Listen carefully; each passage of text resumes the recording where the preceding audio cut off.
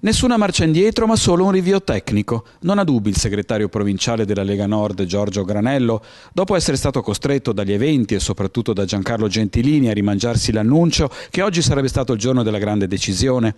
La scelta del candidato sindaco di Treviso avverrà dal basso, fa sapere Granello, e per questo sarà la circoscrizione trevigiana del Carroccio, in piena autonomia, a scegliere a maggioranza un nome tra tre possibili candidati. Per evitare qualsiasi tipo di confusione l'abbiamo convocata ufficialmente, quindi con tutti i crismi della convocazione, e quindi per avere anche quel tempo necessario perché non fosse così una scusa per qualcuno non intervenire, l'abbiamo fatta secondo i crismi cartacei notori, insomma.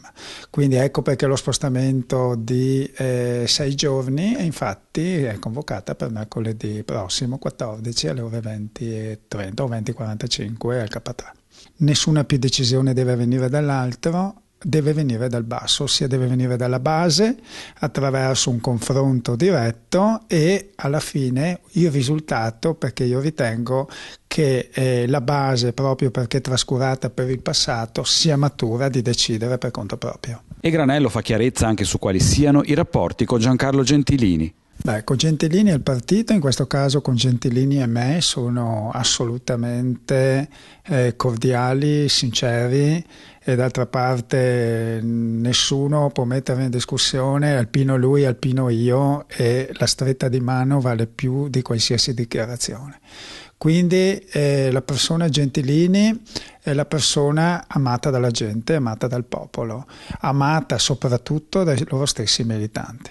Quindi io credo che questo confronto, che deve avvenire serenamente, sia un confronto che poi è la volontà di questa base.